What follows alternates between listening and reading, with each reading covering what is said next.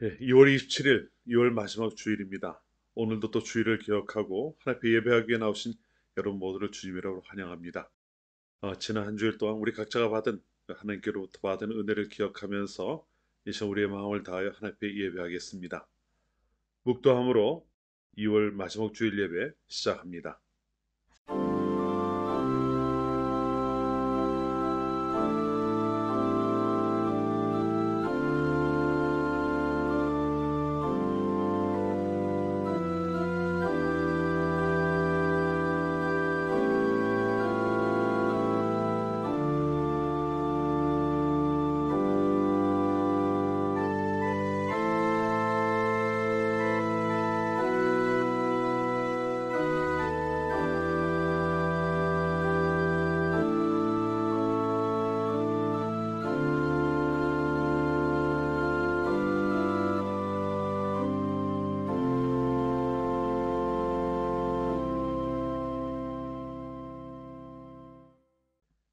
우리의 예배를 받으시기에 합당하신 하나님 아버지, 한 주일을 하나님의 은혜 안에서 보낸 저희들 다시금 하나님을 예배합니다. 아버지 앞에 나온 모든 이들과 함께하여 주시고 저희의 예배를 받으시옵소서. 지난 시간 동안 받은 은혜를 고백하는 이들의 그 찬양을 받으시고 하나님의 은혜를 사모하는 주의 백성들에게 다시금 예배하신 은혜를 넘치게 채워 주시옵소서. 예배하는 이 시간 하나님께서 받으시기에 합당하신 그러한 예배가 되도록 성령께서 예배하는 모든 사람들의 마음을 붙잡아 주시기를 원하오며 예수님의 이름으로 기원하옵나이다. 아멘. 주를 위한 이곳에 우리 함께 찬양하겠습니다. 주를 위한 이곳에 찬양합니다.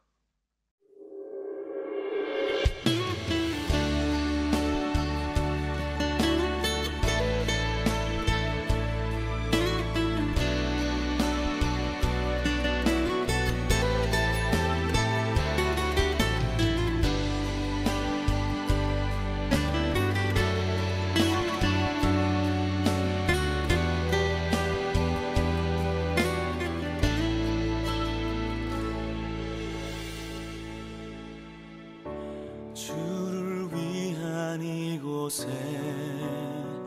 예배하는 자들 중에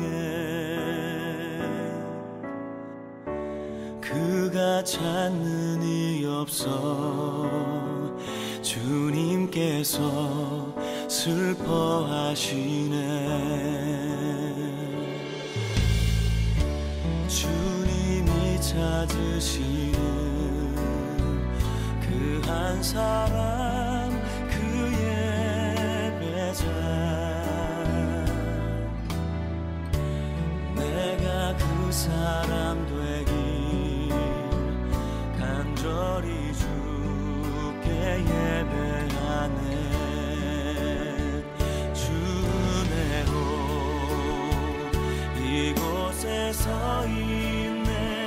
주 임재에 엎드려 절하네. 그 어느 것도 난 필요 없네. 주님만 경배해. 주 은혜로 이곳에 서 있네. 주 임재에 엎드려 절하네. 난 필요 없네. 주님만 경배해.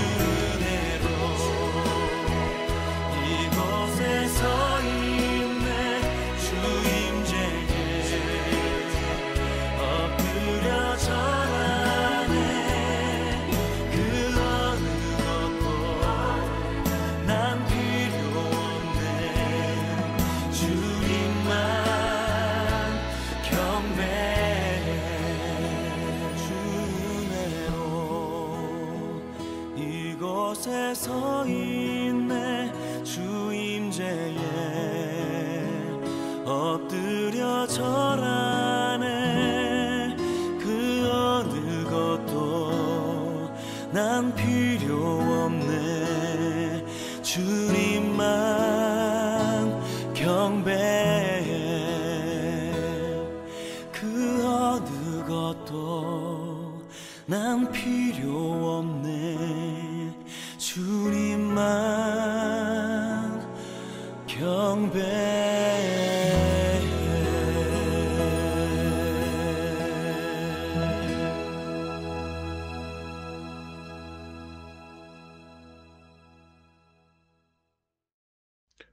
교동문은 20번을 교독합니다. 교동문 20번입니다. 너희 의인들아 여호와를 즐거워하라. 찬송은 정직한 자들이 마땅히 할 바로다.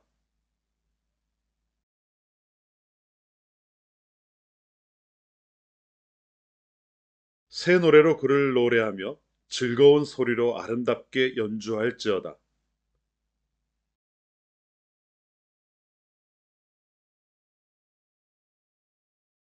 그는 공의와 정의를 사랑하시며 세상에는 여호와의 인자하심이 충만하도다.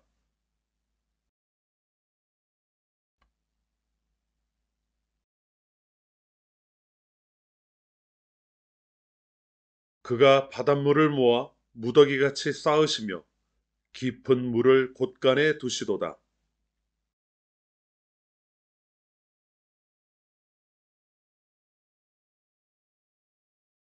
아멘. 사도신경으로 우리의 신앙을 고백합니다. 나는 전능하신 아버지 하나님, 천지의 창조주를 믿습니다. 나는 그의 유일하신 아들, 우리 주 예수 그리스도를 믿습니다. 그는 성령으로 잉태되어 동정녀 마리아에게서 나시고 본디오 빌라도에게 고난을 받아 십자가에 못 박혀 죽으시고 장사된 지 사흘 만에 죽은 자 가운데서 다시 살아나셨으며 하늘에 오르시어 전능하신 아버지 하나님 우편에 앉아 계시다가 거기로부터 살아있는 자와 죽은 자를 심판하러 오십니다.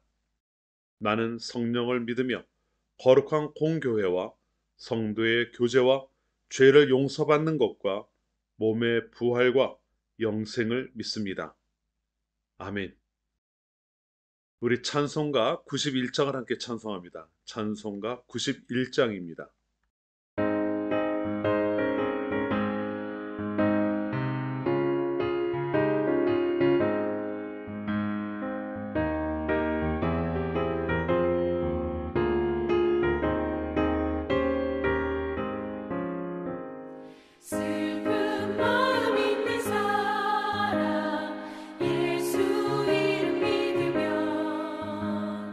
영원토록 변함없는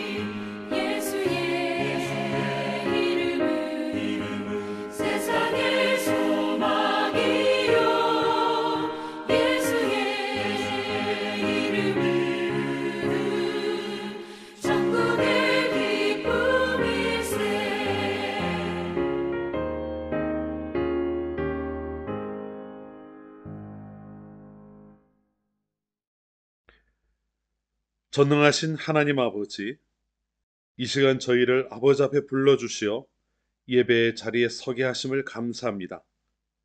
하나님을 예배하는 자리에 선 저희들, 먼저 저희의 부끄러운 모습을 아버지 앞에 내려놓습니다. 그리스도의 십자가의 보혈로 저희의 연약함과 부끄러운 것들을 깨끗하게 제하여 주시고, 이 시간 오직 하나님을 예배하는 자로서 부족함이 없게 하여 주시옵소서. 하나님, 세상은 코로나로 인한 긴장이 아직도 이어지고 있습니다. 일상으로의 회복을 기대하고 있지만 언제까지 계속될지 아직은 불확실한 상황을 지내고 있는 저희를 긍휼히 여겨주시고, 속히 이 모든 상황이 정리될 수 있도록 인도하여 주시옵소서. 특히 이 모든 어려움의 시간을 하나님을 예배하는 성도들 그 어려운 시간 가운데 지켜주시고, 이러한 상황에서도 아무런 해당함이 없이 이 시간을 지낼 수 있도록 인도하옵소서. 하나님, 또다시 전쟁의 소식이 들려옵니다. 먼저 저희 성도들이 전쟁이 그치지 않는 이 세상을 바라보며 죄가 자리하고 있는 이 세상을 애통한 마음으로 바라보고 기도하게 하옵소서. 저희가 무엇을 할 수 있는 능력은 없지만 모든 것을 하실 수 있는 하나님을 의지하여 항상 기도하는 자들이 되게 하옵소서. 특히 전쟁의 현장인 우크라이나를 기억하시고 그 땅에서 이루어지는 비극이 더 이상 깊어지지 않게 하시며 속히 마무리되어질 수 있도록 역사하여 주시옵소서. 하나님, 교회를 기억해 주시기 원합니다. 하나님께서 민행교회를 세우시고 인도하심을 믿습니다. 교회다운 교회가 되게 하시고 세상 가운데서 하나님의 선하신 뜻을 온전하게 이루어가는 그러한 교회가 되게 하여 주시옵소서. 무엇보다 교회의 지체로 부름을 받은 저희들이 하나님께서 교회를 향해 가지고 계신 뜻이 무엇인지 분별하고 깨닫게 하셔서 하나님의 뜻을 따라 온전히 행할 수 있도록 저희들 각 사람을 붙잡아 주시옵소서. 하나님, 오는 수요일부터 사순절이 시작됩니다. 저희를 위해 고난당하신 그 그리스도를 기억하고 그리스도의 고난을 묵상하며 그 모든 일을 작정하시고 이루어내신 하나님의 크신 사랑을 다시 한번 새롭게 경험하는 그러한 시간이 되게 하여 주시옵소서. 해마다 반복되는 그냥 그러한 날로서의 사순절이 아니라 저희를 위해 베푸신 그 크신 하나님의 사랑을 각자의 마음에 뜨겁게 경험하는 시간이 되게 하시고, 그 은혜로 각자의 삶이 풍성하게 채워지는 그러한 은혜를 누릴 수 있도록 인도하옵소서. 하나님, 오늘도 저에게 말씀을 주심을 감사합니다. 주신 말씀을 통해 하나님의 뜻을 분별할 수 있게 하시고 하나님을 온전히 따르는 모두가 되게 하여 주옵소서. 저희의 예배 가운데 거하시며 영광 받으시기를 기뻐하시는 하나님을 경험하는 성도들 모두가 되게 하여 주시기를 간절히 소원하오며, 이 모든 말씀 예수님의 이름으로 기도합니다. 아멘.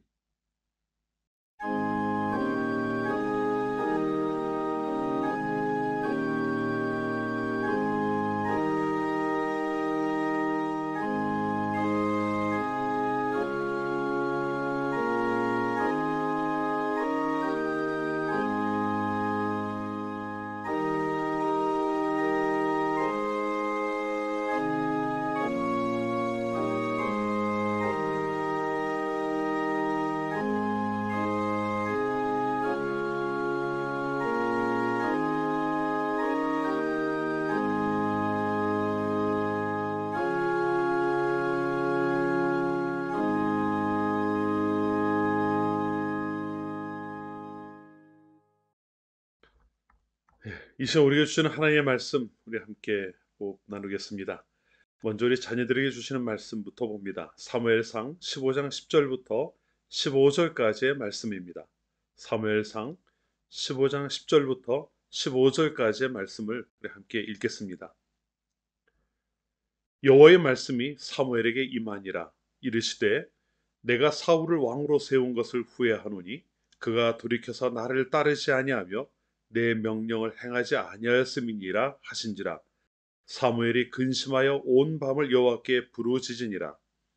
사무엘이 사울을 만나려고 아침에 일찍이 일어났더니 어떤 사람이 사무엘에게 말하여 이르되, 사울이 갈멜에 이르러 자기를 위하여 기념비를 세우고 발길을 돌려 길갈로 내려갔다 하는지라.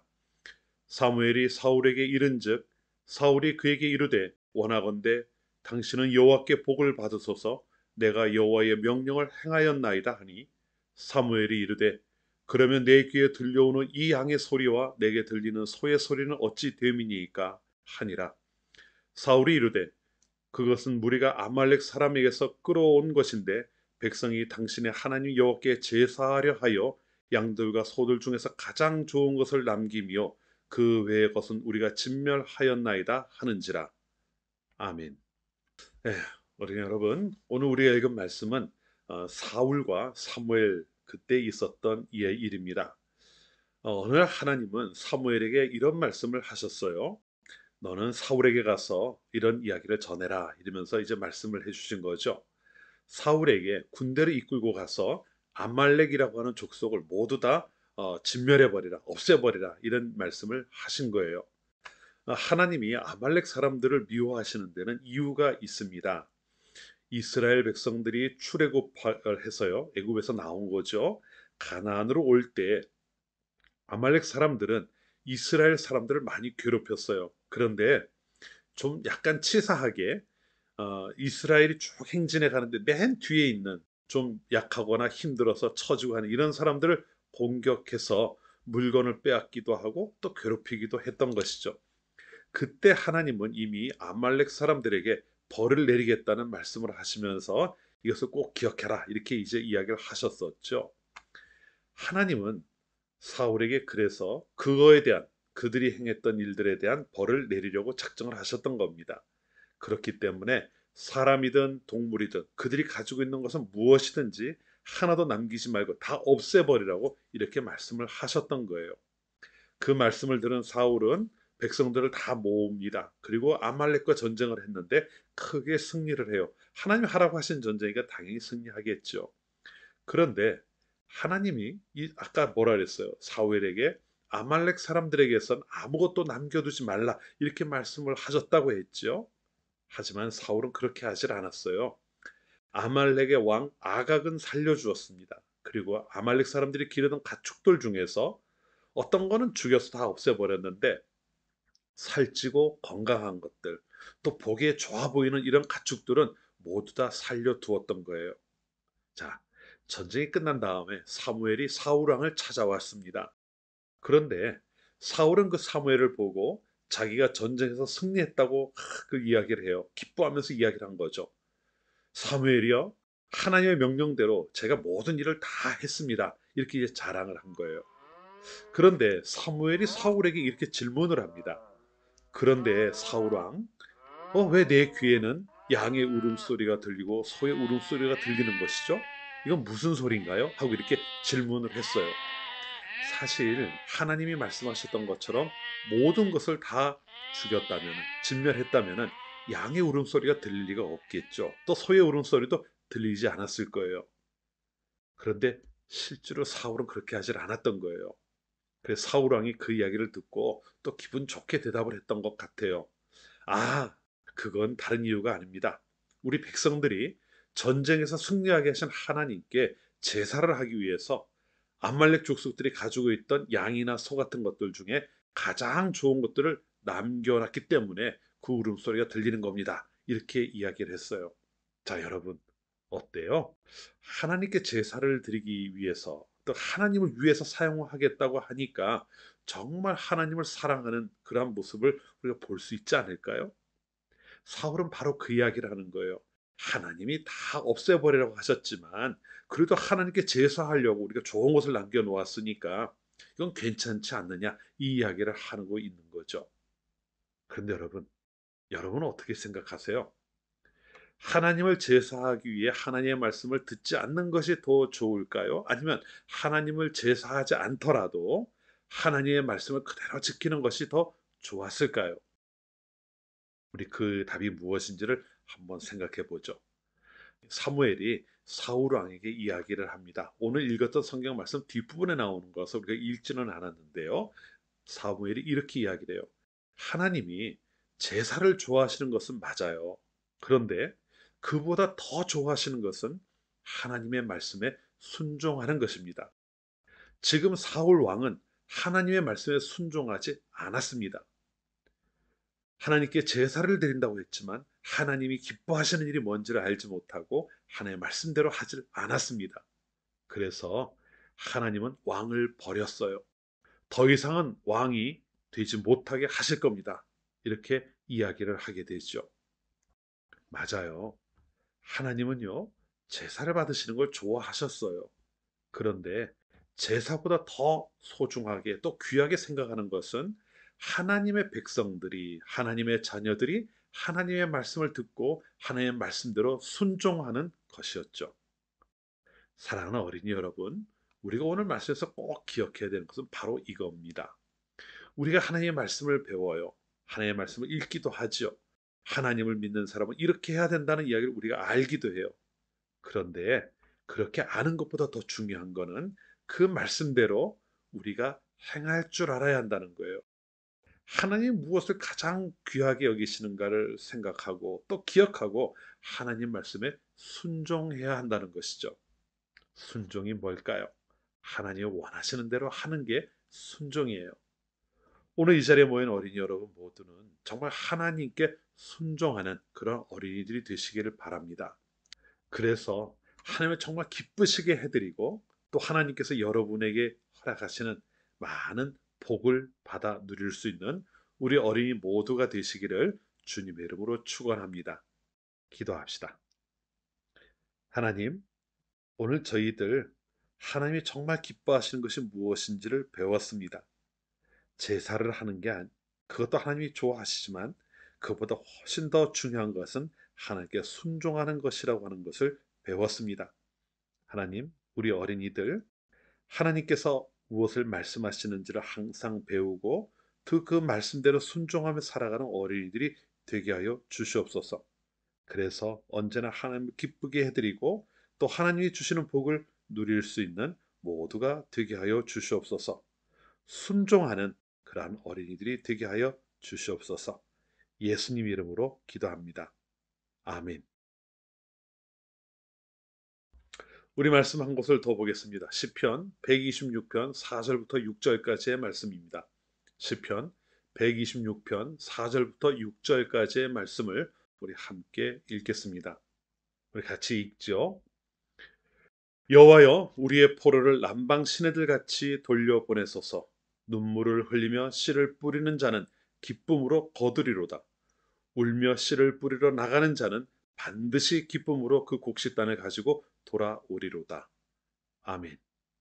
예, 지난 주일 본문 앞에 나오는 1절부터 3절까지의 말씀을 통해서 우리는 바벨론 포로기를 지내고 이제 포로에서 해방되어 이스라엘 백성들이 누렸던 기쁨 또 즐거움에 대한 내용을 우리가 함께 살펴보았습니다. 그리고 그들을 해방하신 하나님을 향해서 이스라엘 백성들이 드렸던 감사와 찬양, 찬송이 사실 이 시대를 사는 우리들이 은혜로 구원받은 우리들이 하나님께 마땅히 행해야 할 내용이라고 하는 것을 우리가 함께 보았죠.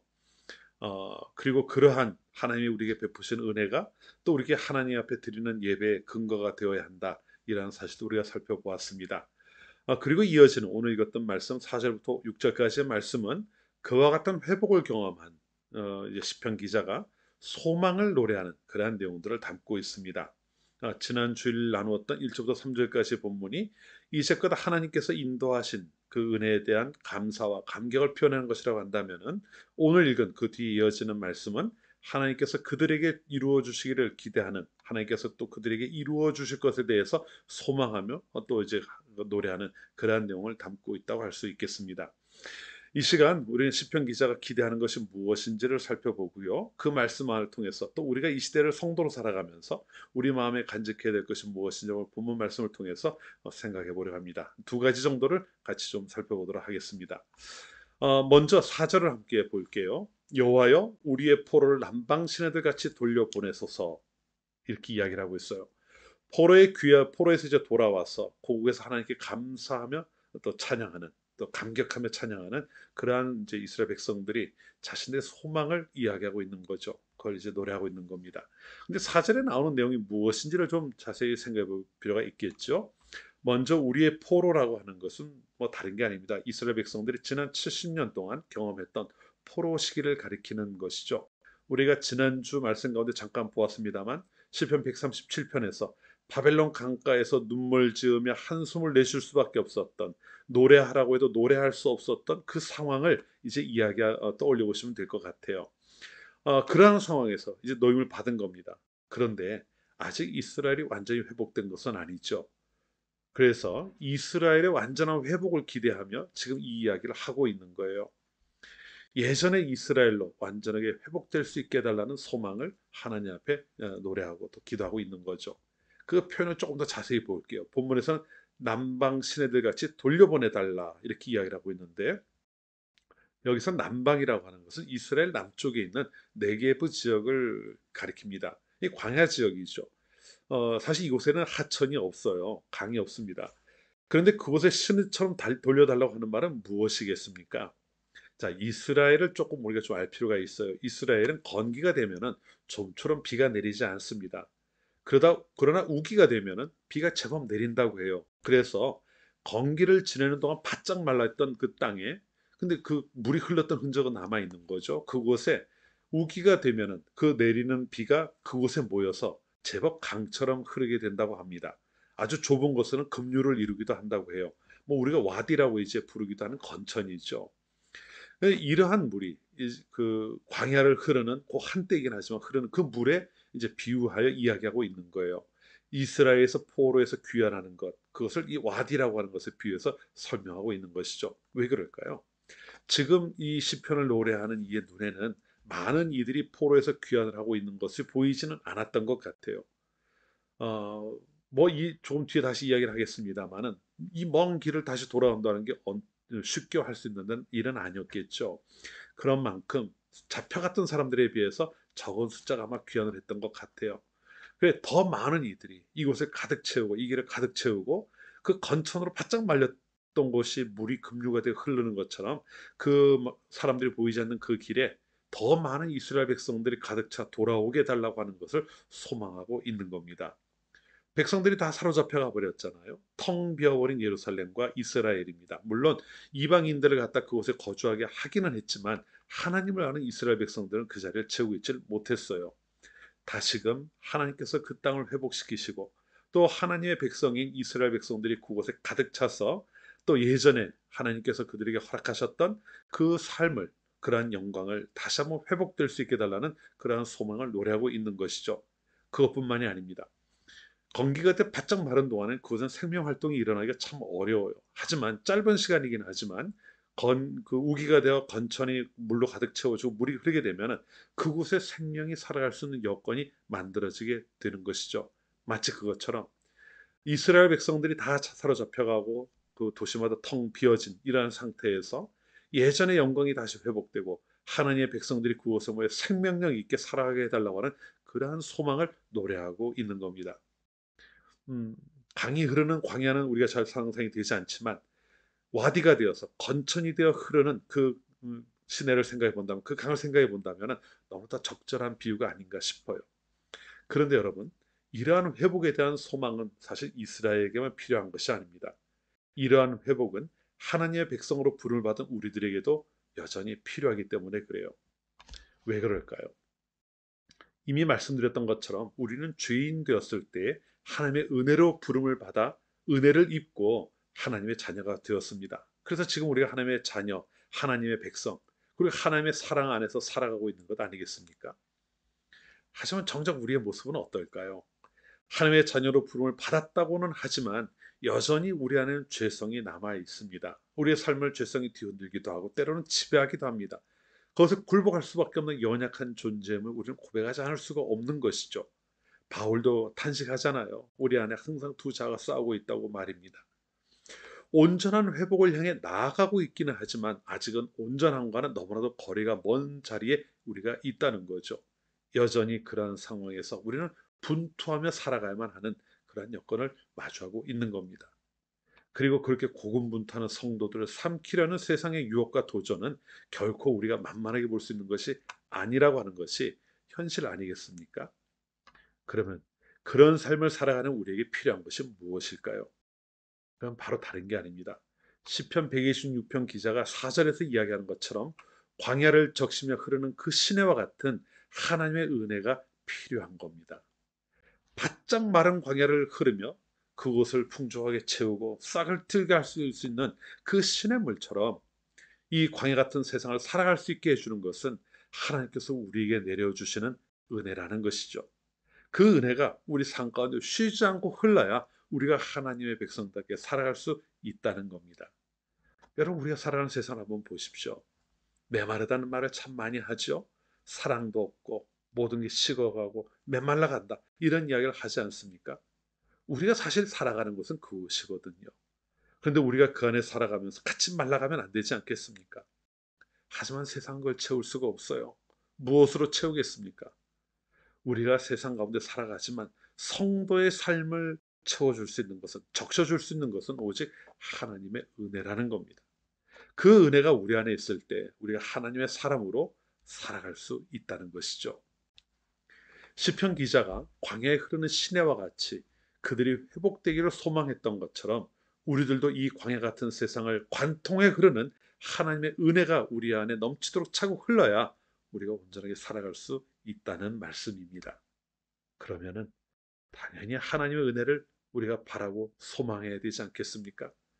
은혜 없이 이 세상을 살아갈 수 없는 우리들임을 고백하며 그 은혜를 사모하는 자들이 되어야 되는 것 아니겠느냐는 말입니다. 하나님의 돌보심이 없이 나의 힘과 나의 능력만으로 살아갈 수 있다고 생각하는 것은 우리의 크나큰 착각이기도 하고 또한 교만이기도 합니다. 사랑하는 성도 여러분, 시편 기자가 이야기했던 것처럼요, 하나님의 은혜를 향한 소망을 성도는 잊어서는 안 됩니다. 하나님의 은혜가 내 삶 가운데 차고 넘치기를 항상 간구하는 우리들이 되어야 합니다. 이것은 선택이 아니라요, 우리가 하나님의 백성으로 이 세상을 살아가기 위해서 반드시 필요한 그러한 내용 것이기 때문이에요.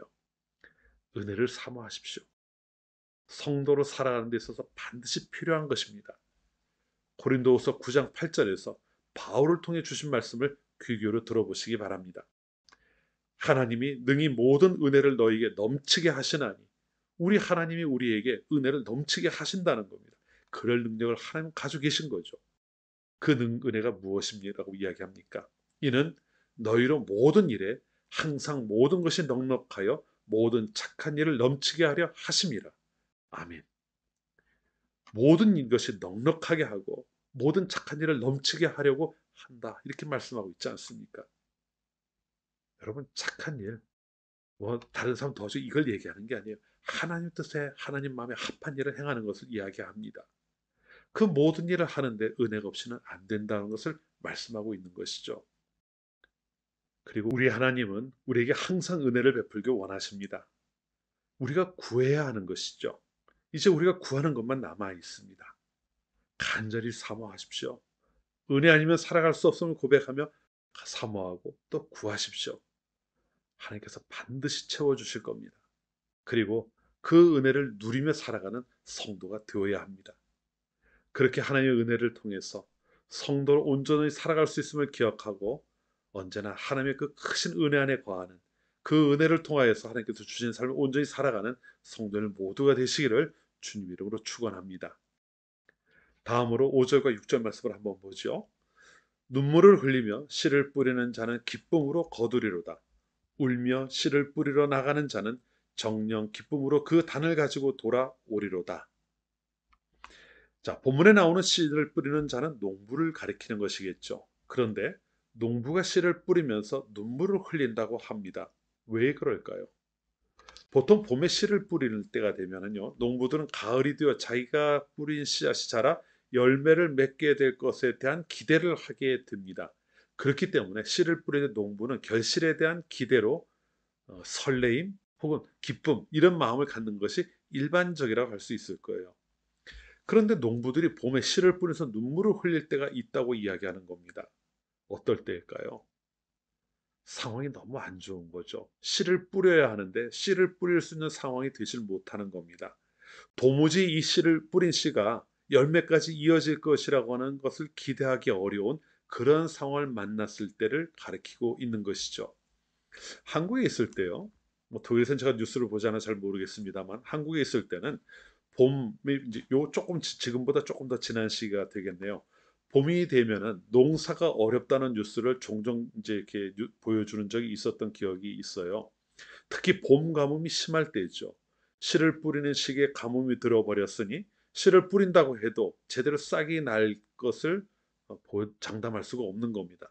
또 싹이 설령 난다고 해도 물이 없다면 결국은 다 말라 죽게 될 테니까 농부들이 초조한 거죠. 그런 뉴스가 방영될 때면은 이렇게 카메라로 농부들의 얼굴을 비춰줄 때 얼굴이 다들 굳어 있어요. 수심이 가득하고 한숨을 한없이 이제 몰아쉬는 이러한 모습을 보입니다. 하지만 어떻게 할까요? 농사를 포기하겠다고 하지 않는 한은 그러한 상황에서라도 씨를 뿌려야만 하는 것이죠. 아예 내가 농사를 안 짓겠다고 한다면 모르겠지만 그래도 어떻게 농사를 져보겠다고 한다면 아무리 상황이 뭐 말이 아니라 하더라도 씨를 뿌려야만 하는 겁니다. 시편 기자 바로 그러한 상황을 이야기하는 거예요. 그런데 설령 그런 상황을 마주하게 된다고 해도 씨앗은 뿌려야 한다 이야기를 하고 있는 것이죠. 아무런 가능성이 보이지 않는 겁니다. 씨를 뿌린다고 해서 그것이 잘할 것이라고는 아무도 장담할 수가 없는 거죠. 아니, 눈으로 보기엔 불가능해 보여요. 그러니 씨를 뿌리면서 눈물을 흘릴 수밖에 없는 것 아니겠습니까? 이것이 다 죽어버릴지도 모르는데 하는 이런 마음이 있으니 말이죠. 그런데 오늘 그 시편 우리가 또 126편 5절과 6절 말씀은요. 그러한 상황이라 하더라도 그러한 상황에서라도 씨를 뿌린다면은 그것이 열매로 이어지게 된다고 하는 것을 이야기하고 있는 겁니다.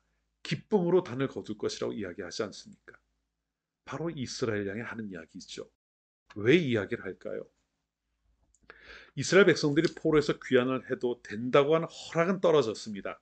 하지만 지금 그들은 또 다른 어려움을 극복해 나가야만 하는 상황에 놓이게 되었어요.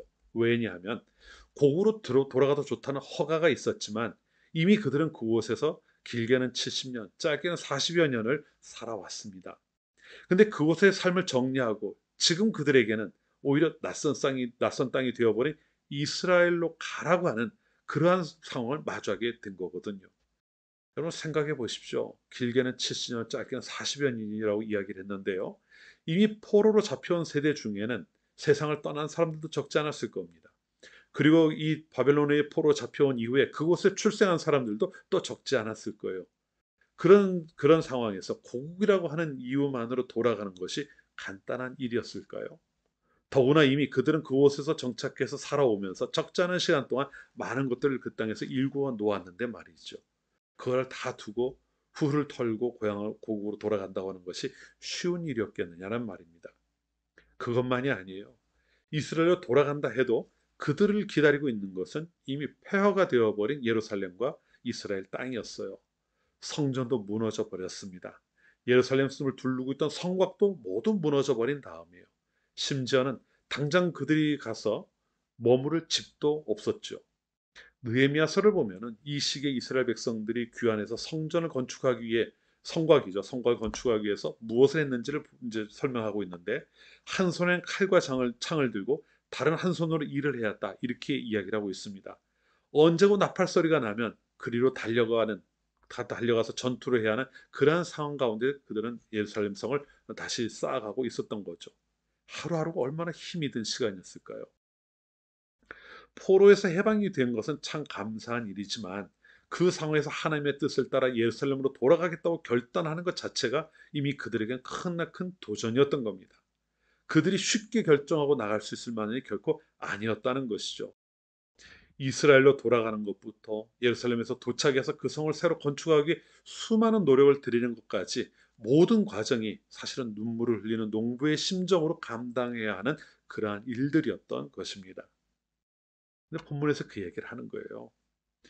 내가 그 땅에 들어가는 것, 그 고난이나 어려움을 생각한다면 정말 눈물이 날 지경이라 할지라도 씨를 뿌려야 된다. 무슨 이야기입니까?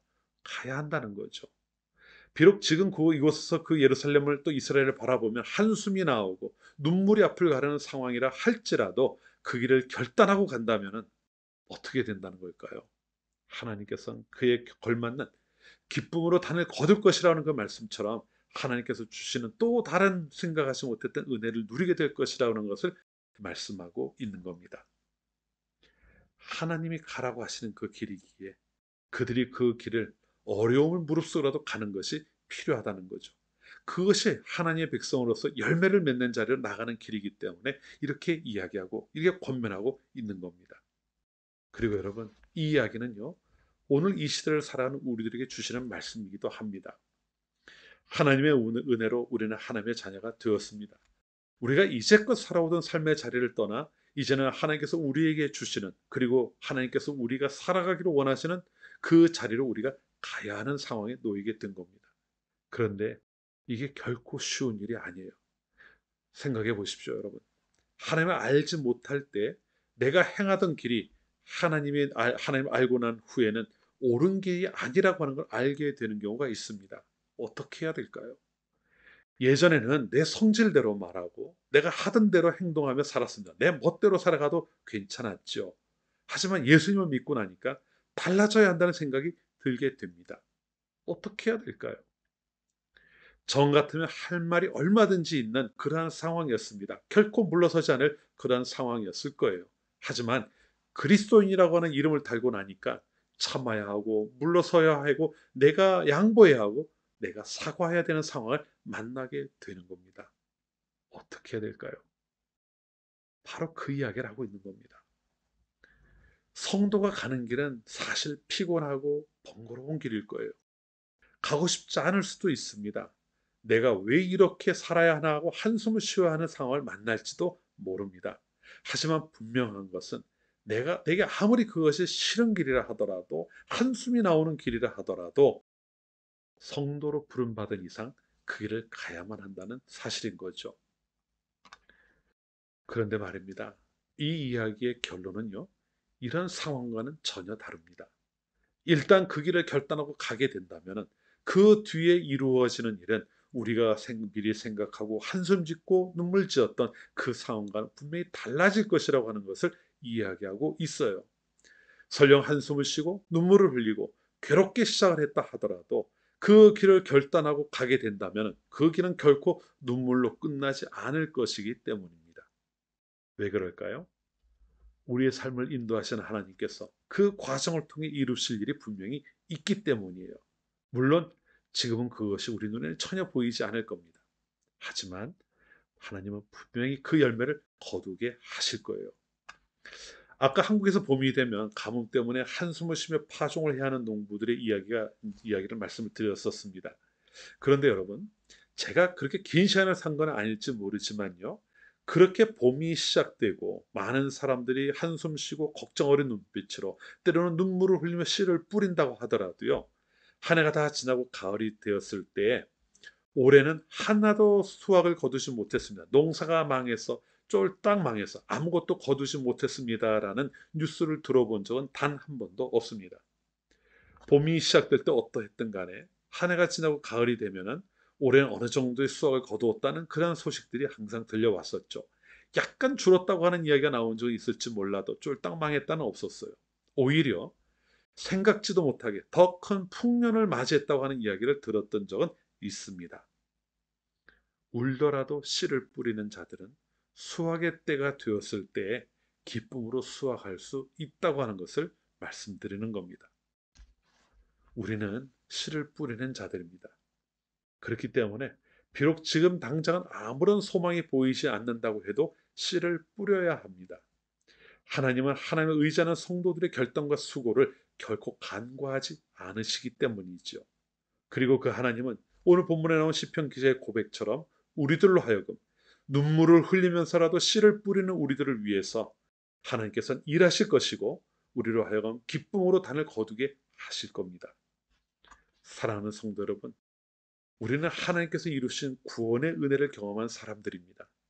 이제는 그 동일하신 하나님께서 우리의 삶에 이루실 일들을 기대하며 씨를 뿌리는 자가 되어야 한다는 그 말씀에 귀를 기울이시기 바랍니다. 너무나도 힘이 들고 고달플 수도 있습니다. 때로는 억울하기도 하고 분하기도 할 겁니다. 하지만 그래도 씨를 뿌려야 합니다. 기도의 씨앗을 뿌리고 말씀의 씨앗을 뿌리고 사랑의 씨앗을 뿌려야 합니다. 그래야 어떤 것이든 하나님께서 그 가운데 역사하셔서 우리로 하여금 열매를 거둘 수 있도록 하실 것이기 때문이죠. 정말 울면서라도 씨를 뿌려야 합니다. 그렇게 씨앗이 뿌려질 때 성도의 삶에 열매가 맺힐 겁니다. 그것이 우리가 은혜를 받아 하나님의 자녀가 된 자들로서 마땅히 행하여야 할 일이라는 사실을 결코 잊지 않으시기를 바랍니다. 그리고 그렇게 행함으로 여러분 모두가 기쁨으로 풍성한 열매를 항상 거두어 드릴 수 있는 그런 성도님들이 되시기를 바랍니다. 하나님께서 우리에게 허락하시는 은혜의 풍성함을 여러분의 삶 가운데 하나님의 역사하심을 통해서 항상 경험해 나가는 모든 성도님들이 되시기를 주님의 이름으로 다시 한번 축원합니다. 기도합시다. 하나님, 메마른 세상을 살아가는 저희들, 하나님이 주시는 생수가 흘러넘치는 삶을 살기를 원합니다. 성령으로 함께하여 주셔서 하나님의 풍성한 은혜를 누리게 하옵소서. 마른 광야에 단비가 내리고 시내가 흐르는 것처럼 저희들의 삶 가운데도 하나님의 은혜가 풍성하게 넘치게 하여 주시옵소서. 또한 저희가 이 생을 살아가면서 하나님의 은혜를 받아 누리는 자로서 저희들이 무엇을 해야 하는지를 보았습니다.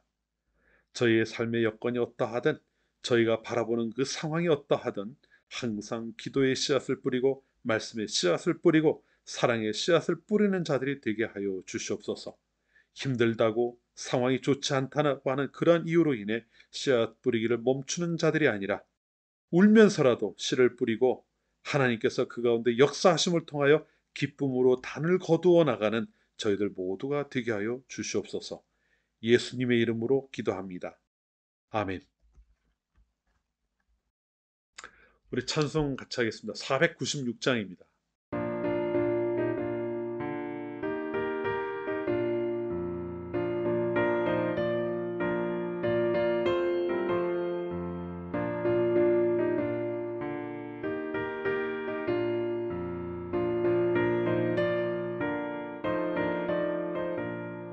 새벽부터 우리 살아감으로써 저녁까지 씨를 뿌려봅시다. 열매 찾아 익어 곡식 거둘 때에 기쁨으로 돈을 거두리로다. 거두리로다. 거두리로다. 기쁨으로 돈을 거두리로다. 거두리로다. 거두리로다. 기쁨으로 너를 거두리로다. 비가 오는 것과 바람 부는 것을 겁을 내지 말고 뿌려봅시다. 일을 마쳐놓고 곡식 거둘 때에 기쁨으로 단을 거두리로다. 거두리로다. 거두리로다. 기쁨으로 단을 거두리로다. 거두리로다. 거두리로다. 기쁨으로 단을 거두리로다. 씨를 뿌릴 때에 나지 아니할까 염려하며 심히 애탈지라도 나중 예수께서 칭찬하시리니 기쁨으로 나를 거두리로다. 거두리로다. 거두리로다. 기쁨으로 나를 거두리로다. 거두리로다. 거두리로다. 기쁨으로 나를 거두리로다.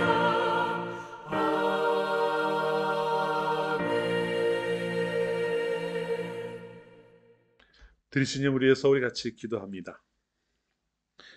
하나님, 지난 한 주일 동안 저희들을 세상의 험한 풍파 가운데서 지켜주셨음을 감사합니다. 또한 저희가 살아가며 만나는 모든 일들 가운데 하나님께서 언제나 은혜로 채우시고 온전한 길을 향할 수 있도록 인도하심도 감사합니다. 오늘 아버지께 예배하는 이 시간 하나님께서 베풀어 주신 그 은혜를 기억하는 주의 자녀들이 하나님 앞에 예물을 구별하여 드립니다. 모든 것이 하나님의 것임을 인정하며 드리는 예물을 기쁘게 받으시고 또 자원하는 마음으로 즐겨 드리는 이들의 마음을 하나님께서 크신 사랑과 은혜로 채워 주시옵소서. 세상의 험한 일들 가운데서 늘 은혜를 붙들고 의지하며 살아가는 성도들 되게 하시고, 하나님께서는 그들의 필요에 따라 넘치도록 풍요로운, 넘치도록 풍성한 은혜를 채워주실 간절히 소원하오며 예수님 이름으로 기도합니다. 아멘. 광고 말씀 한 가지 드리겠습니다. 이 영상과 관련된 부분입니다. 예배 중에 지금 저희들은 그 어린이 설교가 한 10분 정도 들어가 있습니다. 그런데 이 부분이 계속 필요한지를 제가 모르겠어요. 지금 아이들을 데리고 함께 예배하는 분이 얼마나 계시는지, 또 이것이 꼭 필요로 하신 분이 얼마나 계시는지 제가 전혀 모르기 때문에 여러분의 도움을 좀 구하는 겁니다. 댓글로 남겨주셔도 되고요.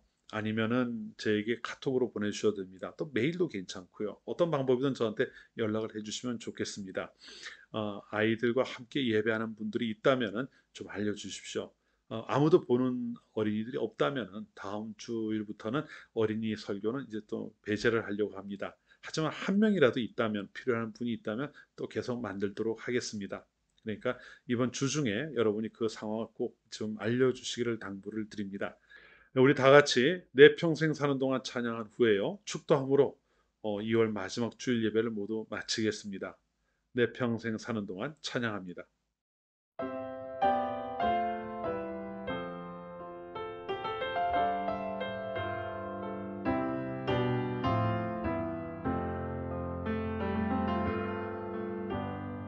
내 평생 사는 동안 주 찬양하리. 여호와 하나님 내 주를 찬양하리. 주님을 묵상함이 즐겁도다. 내 영혼 주 안에서 참 기쁘리.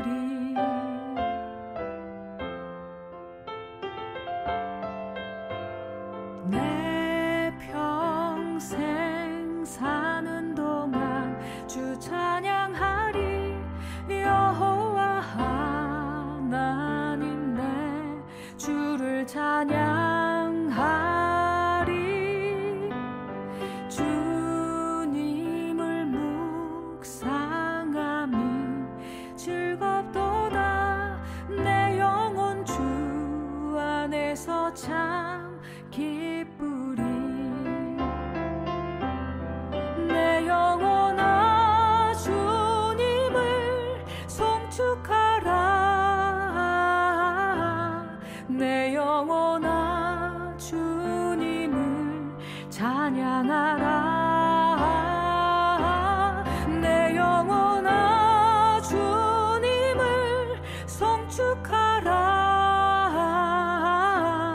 내 영혼아 주님을 찬양하라.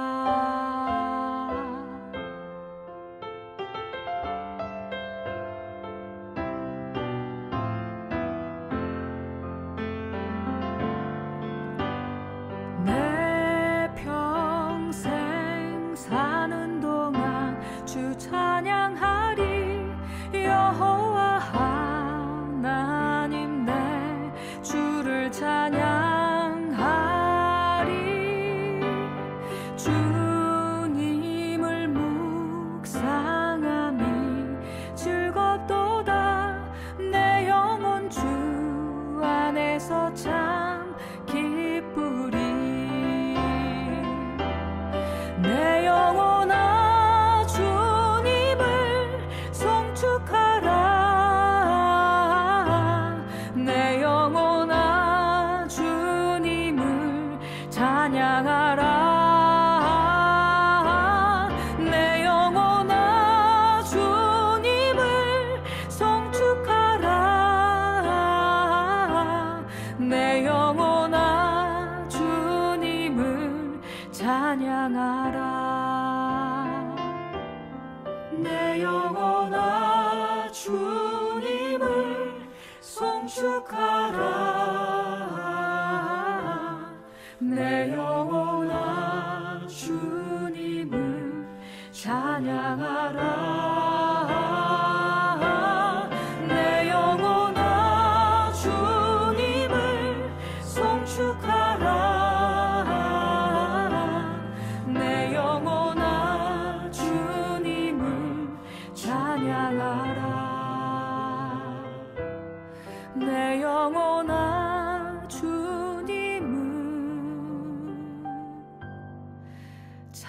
찬양하라.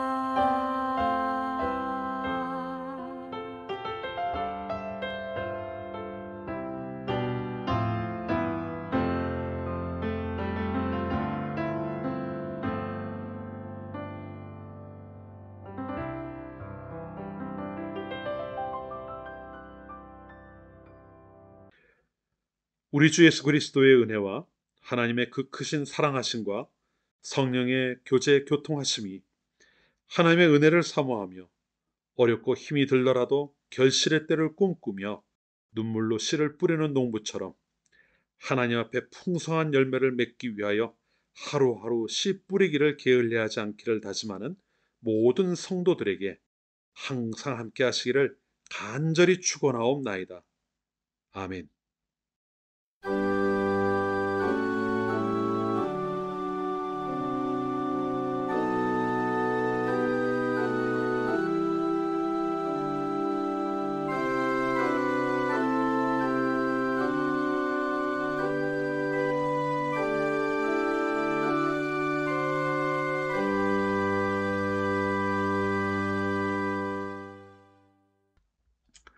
예, 이로써 예배는 모두 마쳤습니다. 어느새 2월이 또 다 지나갔는데요. 건강하게 지내시고 우리 다음 주일 예배 중에 다시 뵙겠습니다. 샬롬. 주의 교회